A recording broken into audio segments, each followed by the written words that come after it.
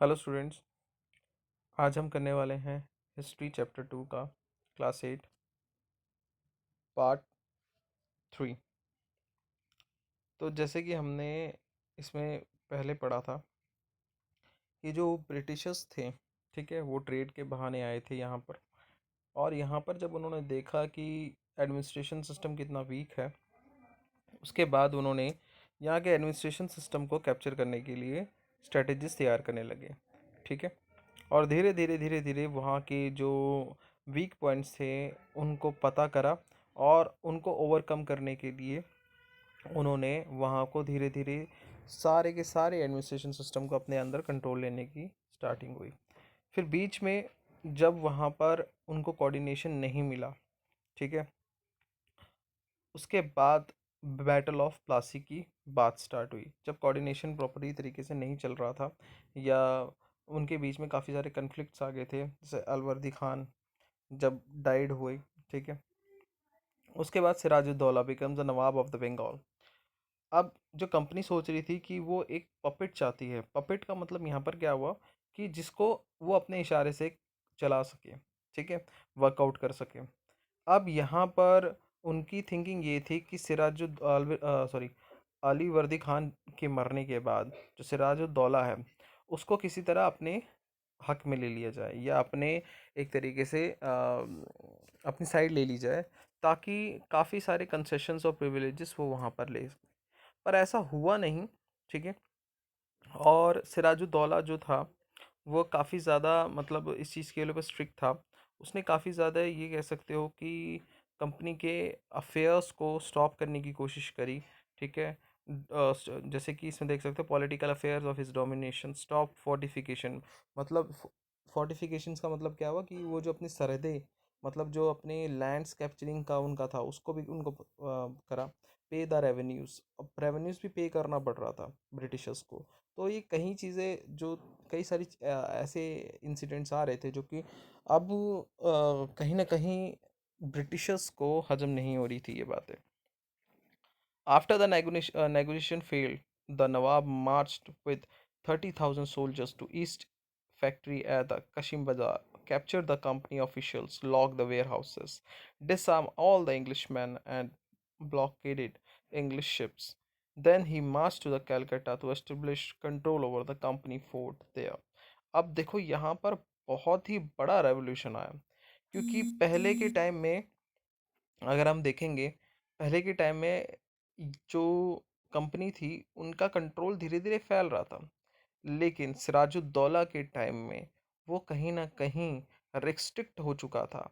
और जब कंपनी ने उनकी बात नहीं मानी तो उन्होंने सोल्जर्स के साथ उनके फोर्ट्स के ऊपर, ठीक है, कब्जा करना स्टार्ट करा। On hearing the news of the fall of the Calcutta, company official in the Madras sent forces under the command of Robert Clive, reinforced by the naval fleet. Prolonged negotiation with the Nawab followed. Finally, in 1757, Robert Clive led the company army against Sirajuddaulah at Plassey. अब प्लासी एक जगह का नाम है, ठीक है, एक place का, जैसे करनाल है, कुरुक्षेत्र है, ऐसे ही एक जगह है, ठीक है। जब उनको ये लगा, ठीक है, ब्रिटिशर्स को, क्योंकि मद्रास में उस टाइम पे इनका हब हुआ करता था ब्रिटिशर्स का, ठीक है।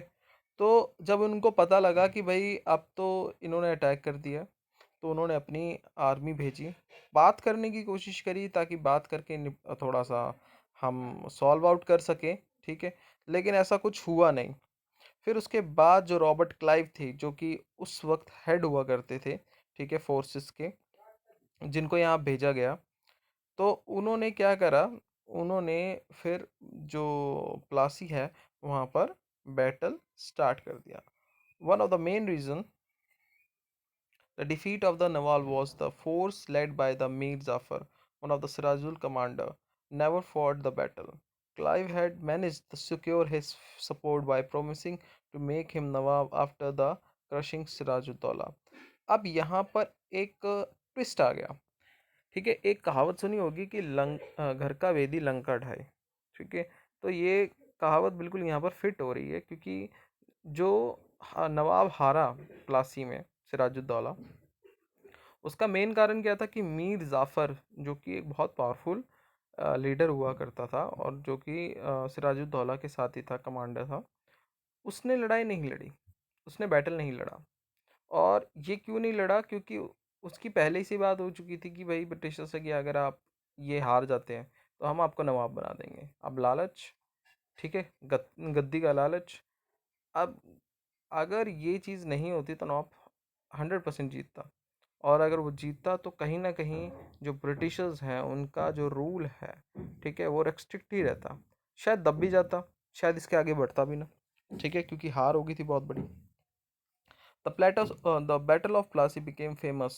It was the first major victory of the company won in India. अब ये इंपॉर्टेंट क्वेश्चंस भी बन के आते हैं क्योंकि ये इंसिडेंट बड़े ही इंपॉर्टेंट आज की डेट में होंगे, ठीक है। अगर क्वेश्चन पेपर में ये आते हैं, टेस्ट में वगैरह में आते हैं, तो आपने इसको पता करना है, बताना है कि देखो सबसे बड़ी बैटल, वो फर्स्ट बैटल जो थी, जो कि ईस्ट इंडिया कंपनी ने, जिनकी अभी इतनी ज़्यादा, आप ये कह सकते हो, पावरफुल हुए नहीं थे, उन्होंने ये बैटल जीत ली, और वो भी क्या, स्ट्रेटजी से, ठीक है। After the defeat of the Plassey, Sirajuddaula was assassinated and Mir Jafar made the nawab. जैसे कि उनकी बात हुई थी, ठीक है, कि अगर हम जीतते हैं तो मीर जाफर को नवाब बना दिया जाएगा, और सिराजुद्दौला बेचारा असैसिनेटेड हो गया, मतलब मर गया। The company was still unwilling to take over the responsibility of administration. Its prime objective was the expansion of the trade. If this could be done without the conquest, through the help of the local rulers, they were willing to grant privileges. Then territory need not to be taken over directly. अब यहाँ पर देखो, उनको इस time पे भी ज़्यादा तक ट्रेड का लालच था। ट्रेड का लालच इन द सेंस कि वो ये चाह रहे थे कि जो ट्रेड है, इंडिया का ट्रेड, क्योंकि एक टाइम पे इंडिया को सोने की चिड़िया बोली जाती थी, और वो सीरियसली ऐसा एक टाइम था जहाँ पर इंडियन इकोनॉमी बहुत ही ज़्यादा स्ट्रांग थी। जैसे आज जो इंडियन इकोनॉमी सफ़र कर रही है, इससे 100 गुना ज़्यादा पावरफुल उस टाइम पे हुआ करती थी। तभी तो मतलब मुगल्स भी आए यहाँ पर, ठीक है, और ब्रिटिशर्स भी आए, अटैक करा उन्होंने यहाँ पर। तो ये यही कारण था, मेजर कारण था इकोनॉमिक, ठीक है। उनको ये था कि यहाँ की इकोनॉमिक सिस्टम अच्छा है, यहाँ पैसा बहुत है, तो यहाँ के पैसे को किसी तरह अपने देश में लेकर जाया जाए। Soon the company discovered that this was rather difficult, for even the puppet Nawabs were not always as helpful as the company wanted to be.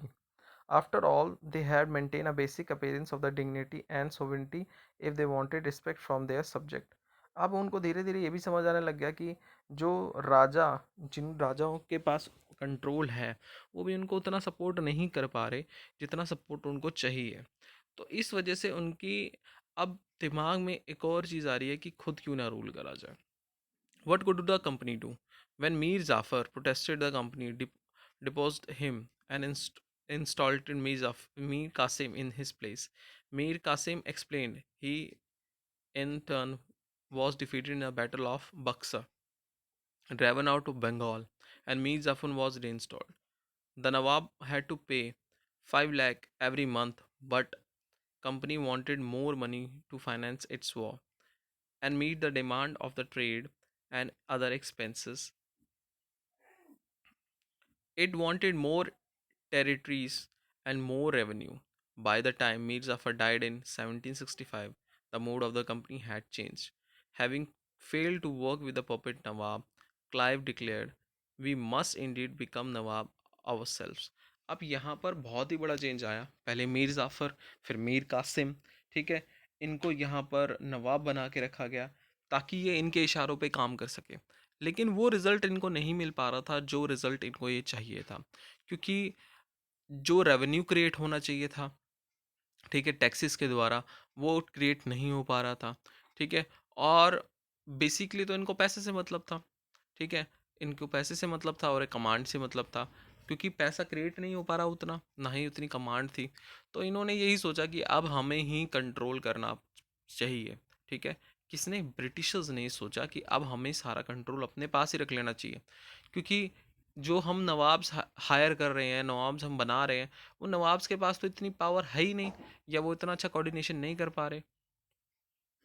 Finally, In 1765, the Mughal Emperor appointed the company as a Diwan of the province of Bengal.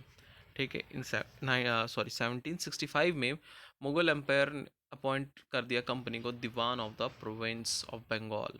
ठीक है, मतलब उनको एक दीवान की वो दे दी, मतलब एक head की उनको पोजीशन होल्ड करा दी वहाँ पे। The diwan allotted the company to use the vast revenue of the resource of the Bengal.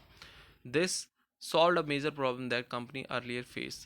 From the early 18th century, it was trade with the India has expanded, but it has to buy more goods in the India and with gold and silver imported from Britain. It was it was because at that time Britain has no good to sell in India. The outflow of the gold from the Britain slowed after the Battle of Plassey and entirely stopped after the inception of the Diwani. Now revenue from the India could finance company expenses. This revenue could be used to purchase the cotton, silk, textiles in India, maintain the company troops, and meet the cost of the building and the company fort and offices at Kolkata. अब strategy देखिए इनकी। पहले इन्होंने nawabs को हटा दिया, अब इन्होंने दीवानी की पोजीशन, मतलब जो भी फाइनेंशियल चीज़ें थी अब उनके कंट्रोल में आ गई।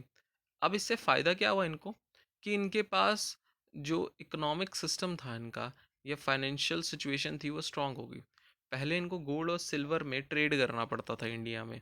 मान लो इंडिया से इन्होंने टेक्सटाइल खरीदना है, ठीक है, या इंडिया से इन्होंने कोई भी स्पाइसेस वगैरह खरीदनी है, कोई भी ट्रेड करना है, तो गोल्ड और सिल्वर मंगाना पड़ता था इनको ब्रिटेन से।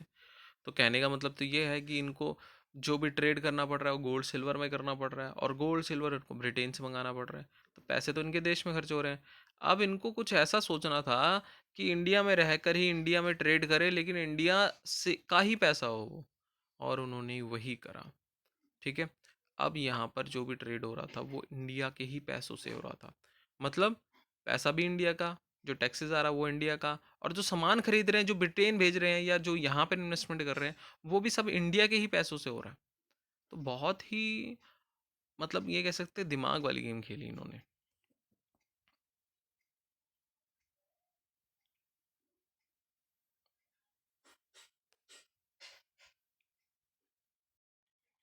नेक्स्ट जो टॉपिक है हमारा, इसमें कंपनी ऑफिशियल बिकम नवोब्स। ठीक है, तो जो कंपनी ऑफिशियल्स थे अब वो नवाब्स बन गए थे। नवाब्स क्या हुआ, मतलब क्या हुआ इसका? देखो, नवाब्स वो लोग थे जो कि एक तरीके से पपेट थे। ठीक है, या हम कह सकते हैं एक सिटी का या एक रीजन के नवाब थे। ठीक है, किंग काइंड ऑफ हम कह सकते हैं। अब जो ब्रिटिश ऑफिशियल्स थे वो इन सबको क्या करते थे, इन सबको हायर कर, मतलब इनको रखते थे ताकि ये इनको रेवेन्यू क्रिएट करके दे सके और इनकी बातों को माने। लेकिन धीरे धीरे जब इनके पास पावर आती गई ब्रिटिश ऑफिशियल्स के पास बैटल ऑफ प्लासी के बाद, तो जो रॉबर्ट क्लाइव थे उनके पास, जब वो स्टार्टिंग में आए थे तो वो बहुत ही इतने ज़्यादा कोई मतलब पैसे नहीं थे उनके पास। लेकिन इंडिया में उनको काम करते करते रॉबर्ट क्लाइव को, क्योंकि ब्रिटिशर्स के ऑफिशियल वही थे, बैटल ऑफ प्लासी भी उन्होंने लड़ी थी, उन्होंने काफ़ी अच्छा पैसा कमा लिया था इंडिया से। मतलब उन्होंने खुद ही पर्सनल जो उनकी प्रॉपर्टीज़ थी या पर्सनल जो उनकी वेल्थ थी वो ही काफ़ी ज़्यादा इंक्रीज़ कर चुके थे। इसके बाद जब बाद में इसको क्रॉस एग्जामिन करा गया पार्लियामेंट में कि भाई इनके पास इतना पैसा कहाँ से आया, इतना इनके पास कैसे आ गया। ठीक है, क्योंकि देखो वो भी जवाबदेही थे, ठीक है, ब्रिटिश ऑफिशियल्स के लिए। तो पता लगा कि भाई ये सारा का सारा जो है वो गलत तरीके से, या मतलब ब्लैक मनी हम कह सकते हैं जिसे हम, ठीक है, गलत तरीके से पैसा लिया गया है लोगों द्वारा।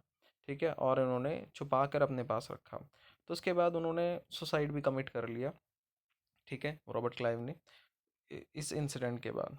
तो ऐसे कई सारे लोग थे जिन्होंने पावर का इस्तेमाल गलत तरीके से भी करा, ब्रिटिश ऑफिशियल्स ने पावर का इस्तेमाल गलत तरीके से भी करा, और जो पैसा है उन्होंने छुपा के रखा। कईयों ने अपनी लाइफ बहुत अच्छी तरीके से जी। ठीक है, और कई लोग पकड़े भी नहीं गए। तो ये जो लोग थे ना जिन्होंने अपना मतलब पैसा बहुत अच्छी तरीके से यूटिलाइज करा, बहुत रिच तरीके से रहे, उनको नवाब्स बोला गया, नवाब्स। ठीक है, नवाब्स, कि भाई ये जो लोग थे नवाबों की तरह ही रहे। ठीक है, लेकिन थे ये इंग्लिश मेंस, तो इनको नवाब्स की पद्धति दी गई। तो आज हम यहीं तक करेंगे, फिर नेक्स्ट करेंगे the company rule expanded next part में। Thank you.